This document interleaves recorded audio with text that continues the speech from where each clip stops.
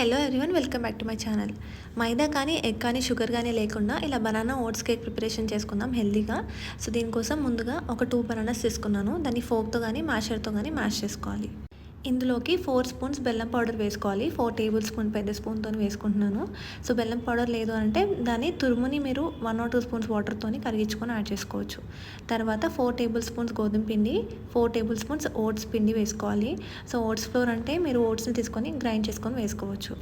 తర్వాత మిల్క్ ఇందులోకి యాడ్ చేసుకోవాలి. కన్సిస్టెన్సీని బట్టి అడ్జస్ట్ చేసుకుంటూ మీరు మిల్క్ యాడ్ చేసుకుంటూ కలుపుకోవాలి. ఇందులోకి 1/4 teaspoon baking powder, 1/4 teaspoon baking soda add చేసుకోవాలి. 1/4 టీ స్పూన్ సినమన్ పౌడర్ కూడా అంటే దాల్చిన చెక్కని పొడి చేసుకొని వేసుకోవాలి. So 1/2 teaspoon vanilla essence వేసుకుంటున్నాను. తర్వాత మెల్టెడ్ బటర్ని ఒక 3 to 4 స్పూన్స్ వేసుకోవచ్చు.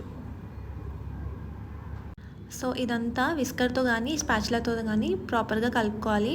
సో దీనిలోకి చాక్లెట్ నెక్స్ట్ యాడ్ చేసుకుంటున్నాను. డార్క్ చాక్లెట్ని పీసెస్గా కట్ చేసుకొని యాస్టిస్ పీసెస్ని దీంట్లో వేస్తున్నాను. సో చాక్లెట్ అనేది మెల్ట్ అయ్యాక తర్వాత బాగుంటుంది తింటున్నప్పుడు కేక్ అనేది. మీరు కనుక ఓవెన్లో చేస్తుంటే డైరెక్ట్ ఈ మిక్చర్ని ఇలానే ఓవెన్లో పెట్టేసి 170 to 180 degrees సెంటిగ్రేడ్లో ఒక 15 minutes కుక్ చేసి సరిపోతుంది. సో నేను దీన్ని ఎయిర్ ఫ్రైయర్లో చేస్తున్నాను కాబట్టి ఇంకొక ట్రే తీసుకున్నాను, బేకింగ్ ట్రే తీసుకొని దాంట్లో బటర్ పేపర్ యాడ్ చేసుకొని సైడ్స్కి బటర్ పూసుకొని దాంట్లోకి ట్రాన్స్ఫర్ చేసుకుంటున్నాను.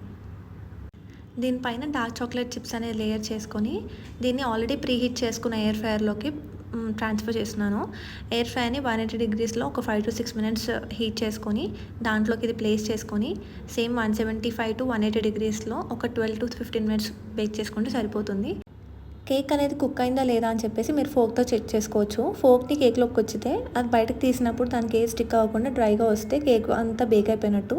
సో మనం చాకో చిప్స్ పైన వేసుకున్నాం కాబట్టి అది తీసాక కొంచెం డార్క్గా మాడినట్టు కనిపిస్తుంది, బట్ అది చాలా టేస్టీగా ఉంటుంది. అదేం మాడిపోలేదు. సో ప్రాపర్గా బేక్ అయింది. బటర్ పేపర్ తీసేసి దాన్ని పీసెస్గా కట్ చేసుకొని సర్వ్ చేసుకోవడమే. సో యాక్చువల్లీ రెక్టాంగులర్ ట్రేలోకి వేస్తే ఇది ప్రాపర్గా కట్ చేసుకోవడానికి వస్తుంది. నా దగ్గర ట్రే లేదు కాబట్టి నేను ఈ షేప్ ట్రే తీసుకున్నాను. సో ఈ కేక్ని పీసెస్ చేసుకొని బాక్స్లో పెట్టేసుకొని ఒక 3 to 4 days వరకు స్టోర్ చేసుకొని తినొచ్చు.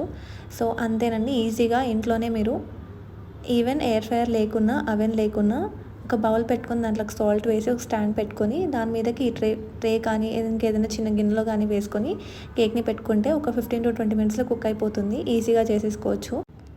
ఇందులో ఉండే అన్ని హెల్దీ ఇంగ్రీడియంట్స్ వల్ల ఏ గిల్ట్ లేకుండా మీరు హ్యాపీగా కేక్ని ఎంజాయ్ చేయొచ్చు. సో వీడియోలో చూస్తున్నారు కదా, మా బాబు ఆల్రెడీ తీసుకొని తినేస్తున్నాడు, వాడికి చాలా ఇష్టం.